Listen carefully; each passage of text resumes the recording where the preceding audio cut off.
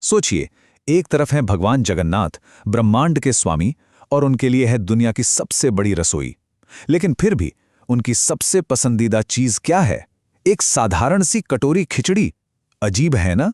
तो चलिए जगन्नाथ मंदिर की इस परंपरा में छिपे भक्ति और भोजन के इस प्यारे से रहस्य को समझते हैं।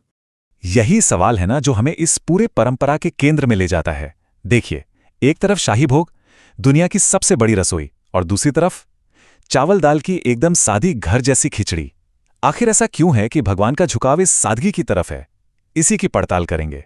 तो देखिए, एक तरफ है मंदिर का रोसा घर, जहां रोज हजारों लोगों के लिए पता नहीं कितने ही तरह के व्यंजन बनते हैं, मतलब भव्यता की कोई कमी नहीं।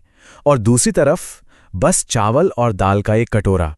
यही जो कॉन्ट्रास्ट है ना, यही हमें एक बहुत गहरी कहानी की तरफ ले जाता है। ये कहानी इस सवाल का जवाब देती है कि भक्ति में आखिर क्या जरूरी है, बड़ा आयोजन या फिर सच्चा भाव। तो इस सवाल का जवाब हमें किसी शास्त्र या नियम की किताब में नहीं मिलता, नहीं। इसका जवाब मिलता है एक बहुत ही असाधारण भक्त की कहानी में। तो चलिए मिलते हैं कर्माबाई से। ये कहानी है कर्माबाई की, एक ऐसी भक्त जिनका सादा सा विश्वास एक पूरी परंपरा को हमेशा हमेशा के लिए बदलने वाला था। सोचिए, राजस्थान के एक छोटे से गांव में उनका जन्म हुआ और करीब 13 साल की उम्र से ही उन्होंने अपने घर में कृष्ण को भोग लगाना शुरू कर दिया था। और उनकी भक्ति की कहानी इतनी फैली कि वो पुरी तक पहुंच गई, और फिर तो उनकी विरासत हमेशा के लिए जगन्नाथ मंदिर से जुड़ गई। हुआ ये कि कर्माबाई के पिता ने उनसे बस इतना कहा कि भाई खुद खाने से पहले भगवान कृष्ण को भोग लगाना, और कर्माबाई ने इस बात को एकदम लिटरली ले लिया। उन्होंने खिचड़ी बनाई, और जब देखा कि मूर्ति तो खा ही नहीं रही, तो उन्होंने भी खाने से मना कर दिया, बस इंतजार करती रहीं। और कहते हैं कि उनकी इस मासूम सी जिद, इस भक्ति को देखकर भगवान को खुद प्रकट होकर उनका भोग स्वीकार करना पड़ा। ये दिखाता है कि सच्ची भक्ति किसी भी नियम से कितनी। उनकी भक्ति इतनी सच्ची थी, इतनी शुद्ध थी कि वो लोक गीतों का हिस्सा बन गई। ये जो पंक्तियां हैं ना, थाली भरकर लाई खिचड़ो जिमावे बेटी जाट की, ये आज भी गाई जाती हैं। ये बताती हैं कि उनका भगवान के साथ कितना गहरा, कितना व्यक्तिगत रिश्ता था, किसी भी नियम कानून या रीति रिवाज से बिल्कुल परे। लेकिन कहानी में एक मोड़ आता है। ये जो उनका सहज स्वाभाविक प्रेम था और जो मंदिर के औपचारिक नियम कानून थे, उनके बीच एक टकराव हुआ यूं कि एक पुजारी ने कर्माबाई को सलाह दी कि भाई भगवान के लिए खाना बनाने से पहले आपको शुद्धता के कुछ सख्त नियमों का पालन करना होगा, जैसे लंबा स्नान, साफ सफाई वगैरह वगैरह। अब इन नए नियमों को मानने में कर्माबाई को हो गई देर, और कहते हैं कि भगवान को भूख लगी थी और उन्हें वापस मंदिर भी लौटना था। तो उन्होंने जल्दी जल्दी में ही कर्माबाई की खिचड़ी खाई, और इसी जल्दबाजी में खिचड़ी का एक दाना उनके होठों पर लगा रह गया, और इस एक दाने ने सब कुछ बदल दिया। जब मंदिर के पुजारियों ने भगवान के होठों पर वो खिचड़ी का दाना देखा तो सब हैरान रह गए। ये क्या है? ये प्रसाद तो मंदिर का है ही नहीं। उन्होंने उपवास रखा, प्रार्थना की, और फिर खुद भगवान जगन्नाथ ने एक पुजारी के सपने में आकर ये पूरा रहस्य खोला। उन्होंने बताया कि उन्हें मंदिर की जटिल पूजा पाठ से कहीं ज्यादा कर्माबाई की वो साधारण सी खिचड़ी और उसकी सरल भक्ति पसंद है। तो कर्माबाई की ये कहानी सिर्फ एक कहानी नहीं है, असल में ये मंदिर के भोजन से जुड़े पूरे दर्शन को समझाती है, जिसे महाप्रसाद कहते हैं। ये कहानी महाप्रसाद के असली मतलब की एकदम सटीक मिसाल है। तो ये महाप्रसाद है क्या? देखिए, इसका शाब्दिक अर्थ है महान कृपा। ये सिर्फ खाना नहीं है, बल्कि इसे भगवान का आशीर्वाद, उनकी कृपा का एक साकार रूप माना जाता है। ऐसा मानते हैं कि इसे खाने से आध्यात्मिक ऊर्जा मिलती है, और सबसे बड़ी बात, ये एक ऐसा आशीर्वाद है जिसे हर कोई बिना किसी भेदभाव के एक साथ बैठकर ग्रहण कर सकता है। महाप्रसाद को मोटे तौर पर दो तरह का माना जाता है। एक है सुखिला भोग, जिसमें सूखी मिठाइयां आती हैं जैसे गजा या नारियल की बर्फी, और दूसरा है संखुड़ी भोग।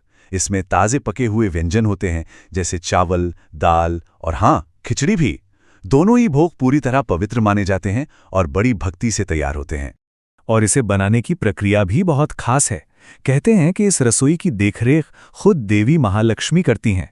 खाना पूरी तरह सात्विक होता है, बिना प्याज लहसुन के। सबसे दिलचस्प बात, पकाने वाले इसे भगवान को भोग लगाने से पहले कभी चखते नहीं हैं। और एक बार जब ये प्रसाद बन जाता है तो फिर कोई जात-पात, कोई भेदभाव नहीं, सब मिलके इसे खा सकते हैं। कहते हैं कि यहाँ बना खाना कभी बर्बाद भी नहीं होता। भक्ति का ये जो दर्शन है ना, ये सिर्फ कहानियों में नहीं है, बल्कि ये आज भी एक जीती जागती परंपरा में झलकता है। और उस परंपरा का नाम है पहली भोग। चलिए अब इसके बारे में जानते हैं।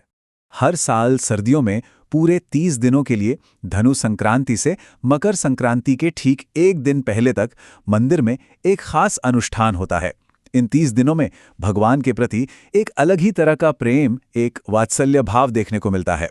तो सवाल यह है कि आखिर इस एक महीने तक चलने वाले पहले भोग का मतलब क्या है, इसके पीछे की कहानी क्या है? जाहिर है ये सिर्फ एक रस्म नहीं है, इसका एक बहुत गहरा आध्यात्मिक मतलब है। देखिए, मान्यता ये है कि इस समय के दौरान देवी लक्ष्मी अपने मायके जाती हैं, तो उनकी गैर मौजूदगी में भगवान की देखभाल एक बच्चे की तरह की जाती है। और ये जो पहली भोग है, ये एक माँ के हाथ से अपने बच्चे के लिए दिन का पहला भोजन है। कितना सुंदर भाव है ना? और ये भोग भी कोई साधारण नहीं होता। इसमें 11 पारंपरिक व्यंजनों की एक पूरी थाली होती है।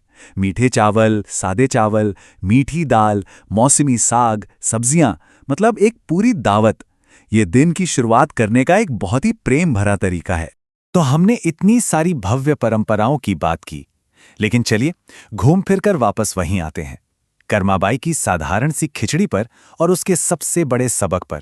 परंपरा में एक बात कही जाती है कि भगवान परोसने के पीछे की भावना को देखेंगे। वे वस्तुओं को नहीं देखेंगे, बल्कि उन्हें अर्पित की जा रही वस्तु के पीछे के भाव को देखेंगे।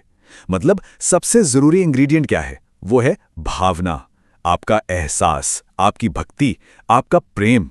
वही किसी भी भोग को प्रसाद बनाता है। और ये सिर्फ कर्माबाई की कहानी नहीं है, ये एक रिकरिंग थीम है। जगन्नाथ परंपरा में ऐसी कई कहानियां हैं। एक राजकुमारी की कहानी है जिसकी साधारण खिचड़ी भगवान ने स्वीकार की। एक गरीब भक्त की कहानी है जिसके चढ़ाए चावल के कुछ दाने भगवान के चरणों में मिले। हर कहानी में एक ही बात है, सच्ची भक्ति किसी भी और चीज से बढ़कर है। तो कर्माबाई की खिचड़ी से लेके महाप्रसाद की इतनी बड़ी व्यवस्था तक जगन्नाथ परंपरा हमें एक बहुत ही सीधी और गहरी बात सिखाती है कि सबसे शक्तिशाली और सबसे कीमती प्रसाद वो है जो धन दौलत या बड़े बड़े अनुष्ठानों से नहीं, बल्कि एक साफ और प्रेम भरे दिल से चढ़ाया जाता है। तो आखिर में ये हमें एक बहुत गहरे सवाल पर लाकर छोड़ देता है। इसका क्या मतलब है जब कोई आस्था, कोई परंपरा किसी फॉर्मूले या नियम से ज्यादा एक भावना को, एक भाव को महत्व देती है? इस पर सोचिएगा जरूर। जय जगन्नाथ।